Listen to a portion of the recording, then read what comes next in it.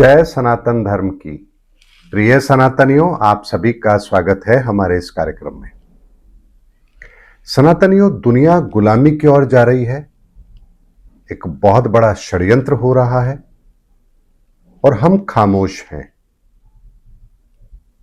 ये एक ऐसी घटना है जिसके संदर्भ में कोई आकलन भी नहीं कर रहा है, लोगों को पता भी नहीं है और धीरे धीरे ये गुलामी का दलदल पूरी दुनिया के अंदर फैल रहा है। आज का वीडियो बहुत ही सेंसिटिव है, बहुत सीरियस मुद्दे पर है और दुनिया के 800 करोड़ लोगों का भविष्य इस पर टिका है। इसलिए इस बात की गंभीरता को जरूर समझिए और बहुत ही गंभीरता के साथ इस वीडियो को अंत तक देखिए। सबसे पहले समझते हैं कि आखिर गुलामी होती क्या है। गुलामी का मतलब होता है जहां आपकी आजादी को समाप्त कर दिया जाए, यानी आप अगर कुछ भी करेंगे तो अपने मालिक के हुक्म के अनुसार करेंगे। जैसा मालिक आपको निर्देशित करेंगे आपको वैसा ही करना है। आपके अपने कोई अधिकार नहीं है, जो कुछ है वो केवल और केवल मालिक का आदेश है। उसे ही हम गुलामी कहते हैं। यानी अगर आपको किसी के हवाले कर दिया जाए तो भी आप चुप हैं, आपसे अत्यधिक काम कराया जाए तो भी आप चुप हैं, आपको खाने को पूरा दिया जाए या ना दिया जाए आप तब भी चुप हैं और आप अपनी शिकायत किसी को कर नहीं सकते क्योंकि कोई आपकी मदद नहीं करेगा। यही गुलामी की असली तस्वीर होती है। तो आपके मन में एक विचार आना चाहिए कि अगर गुलामी ऐसी होती है तो गुलामी से कोई व्यक्ति लड़ क्यों नहीं सकता। आपने ऐसा समय भी देखा होगा जब गुलाम चौराहे पर बिकते थे, उन्हें खरीदा जाता था और खरीद करके सेठ साहूकार अपने घरों में लेकर जाते थे और वो गुलाम पूरी जिंदगी उनकी सेवा करते थे। तो आपके मन में एक प्रश्न आएगा कि आखिर वो गुलाम ऐसे कैसे हो सकते हैं कि जो इन परिस्थितियों से बाहर निकलने का प्रयास भी नहीं कर रहे हैं। आपके मन में प्रश्न आना चाहिए, कोई किसी को कैसे बेच सकता है, कोई किसी को कैसे खरीद सकता है, कोई उसकी मर्जी के खिलाफ उसको काम करने के लिए मजबूर कैसे कर सकता है, कोई किसी की आजादी कैसे छीन सकता है और कोई इसका विरोध करता भी नहीं है। और वो गुलाम वो स्वयं इन परिस्थितियों से बाहर निकलने के लिए कोई प्रयास करता क्यों नहीं है। ये प्रश्न आपके दिमाग में तो आता होगा। अरे गुलाम प्रथा थी तो ऐसा क्यों होता था, वो इससे बाहर निकलने का प्रयास क्यों नहीं करते थे। तो जानते हैं इसके पीछे कारण क्या है। इसके पीछे कारण है कि गुलाम ऐसे ही गुलाम नहीं बनते, सबसे पहले उनकी जरूरतों को खरीदा जाता है। जरूरतों को खरीदने के बाद उन्हें उन परिस्थितियों में लाया जाता है जहां से वो विरोध तो छोड़िए, कुछ भी सोचने की स्थिति में भी नहीं होते हैं।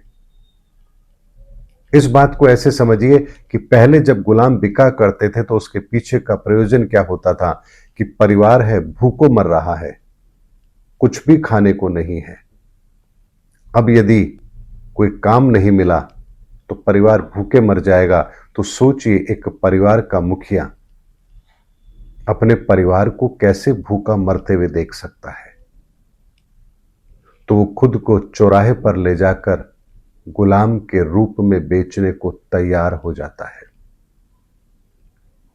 जिसके पास धन है वो उसकी कीमत लगाता है, वो कीमत उसके परिवार को दे दी जाती है ताकि उसका परिवार 2 वक्त की रोटी खा सके।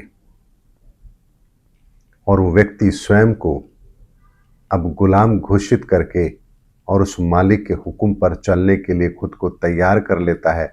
अब सोचिए, इस मजबूरी के बाद क्या वो उस गुलामी से बाहर निकलने का कोई प्रयास करेगा? कभी नहीं कर सकता, क्योंकि उसे अपने परिवार और उस परिवार की जिंदगी दिख रही है। और यही सोच उस व्यक्ति को गुलाम बनाती है। इस सोच को जब बड़े रूप में लिया गया, इस गुलाम बनाने की प्रथा को जब बड़े रूप में लिया गया, तब फिर इस इंडिया कंपनी जैसी सोच पैदा होती है, जो यहां आकर के व्यापार करते हैं, व्यापार करके देखते हैं कि यहां बहुत सारी ऐसी चीजें हैं जिन्हें हम रॉ मटेरियल के रूप में यूज कर सकते हैं, तो यहां से वो उन चीजों को लेकर के जाते हैं। शुरुआत हुई थी यहां से मसालों से, क्योंकि भारत के मसाले, उनका उपयोग ये कोई नहीं जानता था, तो यहां से मसालों को लेकर जाते थे और वहां से अपने जो बनाए हुए उपकरण होते थे उन्हें यहां लाकर बेचा करते थे, लेकिन समय बहुत लगता था। फिर शुरुआत होती है कि चलो यहीं पर ही रहा जाए। कुछ लोग यहां रहे, सामान इकट्ठा करते रहे, जहाज जब आए तो उसमें उसको लाद दिया जाए और अपने देश ले जाया जाए, क्योंकि पहले तो जहाज लेकर आए और सामान इकट्ठा करें, तब तक वो जहाज वहीं खड़ा है तो बहुत लागत आती थी। लेकिन अब यदि यहां पर कोई व्यक्ति रहेगा, सामान इकट्ठा करता रहेगा, तो जैसे ही जहाज आएगा उसमें सामान लाद दिया जाएगा और जहाज को रवाना कर दिया जाएगा, तो समय कम लगेगा, तो माल की लागत कम आएगी। फिर व्यापार का ये रूप बना। फिर कहा गया कि अब यहां पर जब हम रहते हैं तो कुछ जमीन क्यों ना लीज पर ली जाए, तो यहां जमीनों को लीज पर लिया गया। जमीनों को लीज पर लेने के बाद यहां के जो शासक थे उनकी कमजोरी को ढूंढा गया। अरे इनके परिवार में तो फूट है, 4 बेटे हैं, बड़ा बेटा राजा बनना चाहता है तो छोटा भी राजा बनना चाहता है, या राजा अय्याश है, तो जो उनकी कमजोरी थी उसी को उन्होंने हथियार बनाया और अपने समर्थन में कुछ लोगों को तैयार किया। फिर उनसे इजाजत ली कि हम यहां अपनी सुरक्षा के लिए कुछ सैनिक रख सकते हैं क्या। अब सैनिकों को रखा गया और राजा को इतना पंगु कर दिया गया कि राजा को अपने शासन की अब चिंता ही नहीं है, और फिर ऐसे व्यक्ति को वहां पर शासन दे दिया गया जो अंग्रेजों के हुक्म पर चले, और यहीं से हमारी मानसिकता को गुलामी की ओर धकेल दिया गया। और फिर जब जगह लीज पर है, सेना उनके पास है, राजा उनके हुक्म में है, तो अब उस राज्य पर शासन कोई भी करे, लेकिन मानसिकता तो उन्हीं की काम कर रही है, और इस तरह से हम गुलाम बनते चले गए। और इससे भी बड़ी सोच इस समय पर दुनिया को गुलाम बनाने की चल रही है। दुनिया को गुलाम कैसे बनाया जाए, ये काम आज से शुरू नहीं हुआ है, इसकी शुरुआत तो सेकेंड वर्ल्ड वॉर के बाद से ही हो चुकी थी। अमेरिका जैसे राष्ट्र ने जितने भी छोटे छोटे देश थे उनको ये भरोसा दिलाया कि आपकी सुरक्षा हम करेंगे, क्योंकि हमारे पास विशाल सेना है। तो छोटे छोटे देशों के अंदर अपने सैन्य ठिकाने बनाए, सैन्य ठिकाने बना दिए, उनको सुरक्षा की गारंटी दे दी। अब वो देश तो कभी भी अमेरिका के खिलाफ हो ही नहीं सकते। उसके बाद बारी आती है बड़े राष्ट्रों की, तो यूएसएसआर जैसे राष्ट्रों को तोड़ करके उनके टुकड़े कर दिए जाते हैं। भारत को आजाद किया तो भारत के टुकड़े ऐसे कर दिए गए ताकि हम इन क्षेत्रीय समस्याओं से कभी बाहर निकल ही ना पाए। चाइना और ताइवान जैसे 2 धूर विरोधी आसपास पैदा कर दिए गए, यानी एक ऐसी समस्या बड़े राष्ट्रों के सामने जिन समस्याओं का समाधान उनके पास ना हो और वो उसी में उलझे रहे, और जिनके पास संपन्नता है, मिनरल्स हैं, उन देशों के साथ व्यापारिक समझौते किए जाएं और धीरे धीरे दुनिया को अपनी इकोनॉमी पर नचाना शुरू किया जाए, यानी डॉलर की ताकत पूरी दुनिया के ऊपर हावी हो जाए। चाहे अमेरिका से आप व्यापार करें या ना करें, आप किसी और देश से व्यापार कर रहे हैं तो भी आपको डॉलर की आवश्यकता है। और ये सारा का सारा घटनाक्रम धीरे धीरे करते करते आज उन्होंने जब सारी व्यवस्थाओं को पूरा कर लिया है तो दुनिया पर अपनी सोच को अब लागू करने वाले हैं। ऐसे में ट्रेड डील के नाम पर सारी की सारी दुनिया को अपने बलबूते पर, अपनी शर्तों पर मनाने का काम उन्होंने कर दिया। और इसके अलावा अब हर देश उनकी नीतियों के अनुसार काम करे, क्योंकि उन्हें यह पता लग चुका है कि दुनिया के अंदर एक भी देश ऐसा नहीं है जो पूरी तरह से संपन्न हो। उसे अपनी अर्थव्यवस्था को बचाना है तो विदेश के अंदर किसी न किसी व्यवस्था के ऊपर तो उसको निर्भर होना ही पड़ेगा। जैसे चाइना अगर मैन्युफैक्चरिंग हब है तो उसे अपना माल बेचने के लिए मार्केट चाहिए, तो वो विदेश पर डिपेंड है ही है। भारत अपना एक्सपोर्ट करता है तो टेक्नोलॉजी के अंदर हम ब्रेन एक्सपोर्ट करते हैं, यानी हमारे यहां के इंजीनियर्स दुनिया भर में जाकर काम करते हैं, बदले में हमें डॉलर मिलते हैं। लेकिन हमारी जरूरत क्रूड ऑयल है, पेट्रोलियम प्रोडक्ट है, तो हम अपनी उस जरूरत को पूरा करने के लिए उन देशों पर निर्भर हैं जहां वो निकलता है, क्योंकि हमारी मांग हम खुद अपने देश से पूरी नहीं कर सकते।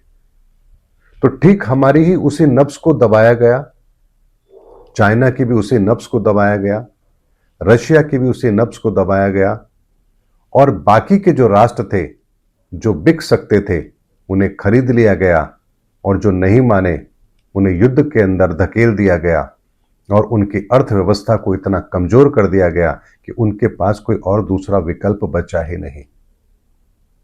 यूरोप को अपने ऊपर भरोसा था, अपनी ताकत पर भरोसा था, पूरी की पूरी व्यवस्था इस तरह से बना दी कि नाटो ने मिलकर के यूक्रेन का साथ दिया, और पूरी तरह से कंगाल उनको करने के बाद उनके हाथ कुछ भी नहीं लगा, और यूक्रेन के सारे संसाधनों पर अधिकार अमेरिका का हो गया। दुनिया को अब समझ आ रहा है कि हम किस ओर जा रहे हैं, और इस पूरे के पूरे घटनाक्रम को भारत की सरकार भी समझने में नाकामयाब रही है। यह दौर वो दौर नहीं है जो किसी व्यापार को या ट्रेड डील को करने तक सीमित रहेगा। ये वो दौर है जहां अमेरिका अपना वर्चस्व पूरी दुनिया पर चाहता है, और उसके लिए वो पूरी दुनिया को अपना गुलाम बनाना चाहता है।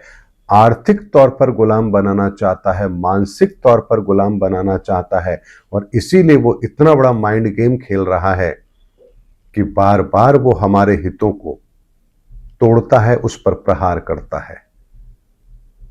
जरा सोचिए, भारत और पाकिस्तान का युद्ध समाप्त हुए कितना समय हो चुका है। मैं पहलगाम घटना के बाद की बात कर रहा हूं, ऑपरेशन सिंदूर की बात कर रहा हूं। लेकिन उसके बाद भी वो जब भी मौका मिलता है उस मुद्दे को उठाते हैं ताकि वो हमारे भारत के लोगों की मानसिकता को कमजोर कर सके। सनातनियों, इस समय पर जो कुछ हो रहा है दुनिया में, वो एक आम इंसान की समझ से भी बहुत बाहर की बात है। डॉलर का एकाधिकार, संसाधनों पर एकाधिकार, और उसके बाद दुनिया के अंदर 100 से ज्यादा देशों के अंदर अपने सैन्य ठिकानों की स्थापना, और उसके बाद दुनिया को अपने इशारों पर नचाने का वो रोड मैप, ये तैयारी कितनी बड़ी है आप सोच भी नहीं सकते। इसीलिए दुनिया वापस से उस गुलामी की ओर जा रही है जहां उसे नहीं जाना चाहिए। इसीलिए गुलामी का तीसरा दौर है। पहला दौर जब इंसान गुलाम हुआ करता था, दूसरा दौर जब देश गुलाम हुआ करते थे, अब तीसरा दौर आरंभ हो रहा है जहां पूरी दुनिया गुलाम होगी।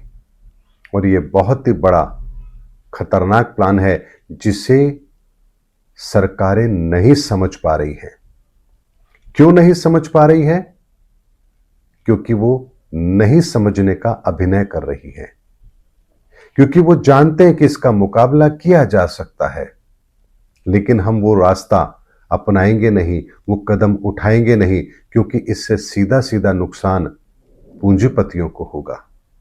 और अगर पूंजीपतियों को नुकसान हुआ तो उन देशों की सरकारें फिर टिक नहीं सकती। तो अपनी कुर्सी को बचाने के लिए पूंजीपतियों को बचाना है, और पूंजीपतियों को बचाना है तो फिर आपको उन राष्ट्रों के सामने झुकना पड़ेगा जो अपनी मनमानी करके आपको गुलामी की ओर धकेल रहे हैं। हमारी डिपेंडेंस क्रूड ऑयल पर है, लेकिन एक बार भी हम ये अपील ही नहीं कर रहे आम जनता से कि हम क्रूड ऑयल की उपयोगिता को कम कर लें, उसके उपयोग को कम कर लें, आवश्यकता के अनुसार कर लें, ताकि हम अपनी केवल जरूरत का ही उपयोग करें। तो हम काफी हद तक दुनिया के इस दबाव से अपने आप को बाहर ला सकते हैं। हम कोई दूसरी वैकल्पिक व्यवस्था बनाएं ताकि हम पर जो प्रेशर है ये हम दूर कर सके। लेकिन $60 से नीचे क्रूड ऑयल खरीदने के बाद भी हमने ₹100 से ऊपर पेट्रोल खरीदा है। आप सोचिए कितना बड़ा मार्जिन कंपनियों को दिया गया है, लेकिन आज की तारीख के अंदर हम इसी कमजोरी को दुनिया के सामने जब जाहिर कर चुके हैं तो दुनिया फिर हमारे ऊपर शासन करने को तैयार हो चुकी है। सनातनियों, बात थोड़ी सी कड़वी लग सकती है, मैंने तो केवल एक क्रूड ऑयल का मुद्दा बताया है आपको। ऐसे बहुत सारी चीजें हैं जिन पर यह काम हो रहा है, और अमेरिका अभी यहीं रुकने वाला नहीं है। 23 फरवरी के बाद इन परिस्थितियों का पूरी दुनिया के ऊपर बहुत ही नकारात्मक प्रभाव पड़ेगा। और जुलाई आते आते जो शब्द मैं इस वीडियो में कह रहा हूं कि एक एक शब्द आपको अच्छी तरह से समझ आ चुका होगा, क्योंकि तब परिस्थितियां ऐसी ही बन चुकी होगी। हम टेक्नोलॉजी के गुलाम हो चुके हैं। व्हाट्सएप, फेसबुक, इंटरनेट, हर चीज हम इस्तेमाल करते हैं, लेकिन इसकी बैकबोन अमेरिका है। और जिस खाद्यान्न क्रांति पर हम भरोसा करते थे, जो खाद्यान्न हमारी रीढ़ की हड्डी थी, अमेरिका ने उस खाद्यान्न को भी अपने यहां पर इतना डेवलप कर लिया है कि अब वो एक्सपोर्ट करने की स्थिति में है। तो सोचिए हमारी स्ट्रेंथ क्या थी, और आज हम किस जगह खड़े हैं कि अपने ही देश के लोगों की जरूरतों को पूरा करने के लिए हमें दूसरे देशों की सोच के आगे समर्पण करना पड़ रहा है। ये इतना बड़ा ड्रॉबैक है जो पूरी दुनिया के लिए ही खतरनाक है।